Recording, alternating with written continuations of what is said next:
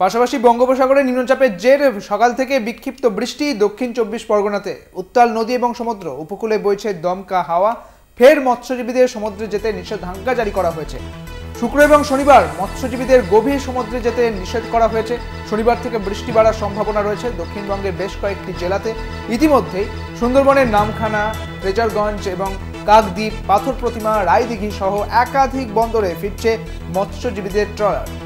জানিয়ে রাখি, ফের মৎস্যজীবীদের সমুদ্রে যেতে নিষেধাজ্ঞা জারি করা হয়েছে। মৎস্যজীবীদের ট্রলার ফিরছে একাধিক বন্দরে। রায়দিঘিতে ফিরেছে ট্রলার, পাথর প্রতিমাতেও এবং ফ্রেজারগঞ্জ, কাকদ্বীপ, নামখানাতে এই একাধিক বন্দরগুলিতে সুন্দরবনেও ট্রলার কিন্তু ফিরে আসছে, কারণ তাদের এই মুহূর্তে সমুদ্রে যেতে নিষেধাজ্ঞা জারি করা হয়েছে। উত্তাল নদী এবং সমুদ্র, উপকূলে দমকা হাওয়া এবং বঙ্গোপসাগরের যে নিম্নচাপের জেরেই এই দমকা হাওয়ার দেখা গিয়েছে এবং বৃষ্টির সম্ভাবনা দেখা গিয়েছে। আরো বিস্তারিত বলতে পারবে, আমাদের সঙ্গে রয়েছেন আমাদের প্রতিনিধি কোয়েল মণ্ডল। কোয়েল, ঠিক কি জানতে পারছো আবহাওয়া দপ্তর সূত্রে?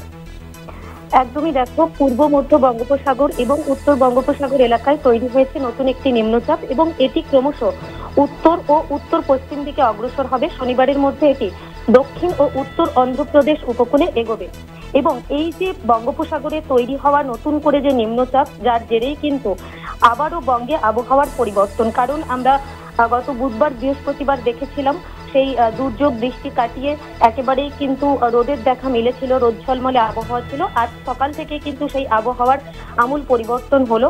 তবে এই নিম্নচাপের খুব বেশি প্রভাব এই বঙ্গে না পড়লেও আজ থেকে অর্থাৎ শুক্রবার থেকেই কিন্তু দক্ষিণবঙ্গের জেলায় জেলায় আবারও বৃষ্টির পূর্বাভাস রয়েছে। কলকাতা সহ দক্ষিণবঙ্গের বেশ কয়েকটি জেলাতে দফায় দফায় বিক্ষিপ্তভাবে বজ্রবিদ্যুৎ সহ হালকা থেকে মাঝারি বৃষ্টিপাত চলবে এবং যেহেতু বঙ্গোপসাগরে নিম্নচাপ তৈরি হয়েছে, যার জেরে কিন্তু খুব বেশি বৃষ্টির পরিমাণ না থাকলেও নদী এবং সমুদ্র যথেষ্ট উত্তাল থাকবে এবং সকাল থেকেই কিন্তু সুন্দরবনের নদী সমুদ্র উত্তাল রয়েছে এবং উপকূলীয় এলাকা, সেখানে কিন্তু প্রায় 50 থেকে 60 কিলোমিটার গতিবেগে ঝোড়ো হাওয়া বওয়ার একটা পূর্বাভাস রয়েছে, যার জেরেই কিন্তু আবারও নতুন করে মৎস্যজীবীদের জন্য সতর্কতা জারি করা হয়েছে।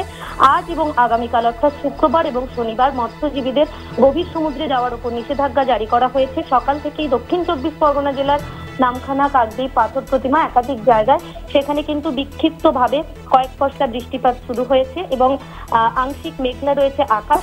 অন্যদিকে আবহাওয়া দপ্তরের পূর্বাভাস পাওয়ার পর, সতর্কতা পাওয়ার পর ইতিমধ্যেই নামখানা, সাগর, পাথর প্রতিমা থেকে শুরু করে একাধিক বন্দরে মৎস্যজীবীদের যে ট্রলার, সেই ট্রলারগুলো ফিরে আসতে শুরু করেছে।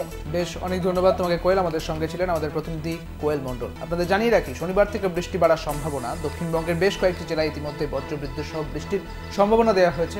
ইতিমধ্যে সুন্দরবনের নামখানা, ফ্রেজারগঞ্জ এবং কাকদ্বীপ, পাথর প্রতিমা, রায়দিঘি সহ একাধিক বন্দরে ফিরছে মৎস্যজীবীদের ট্রলার।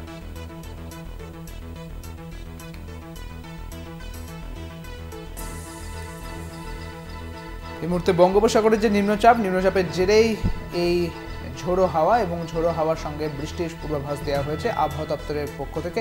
পূর্ব মধ্য বঙ্গোপসাগর এবং উত্তর বঙ্গোপসাগরে ফের নিম্নচাপ তৈরি হয়েছে। শনিবারের মধ্যে উত্তর এবং দক্ষিণ অন্ধ্রপ্রদেশ উপকূলে এগোবে নিম্নচাপ। আজ থেকেই ফের বঙ্গে আবহাওয়া পরিবর্তন। শনি এবং রবিবার দক্ষিণবঙ্গের বেশ কয়েকটি জেলায় ভারী বৃষ্টির পূর্বাভাস রয়েছে।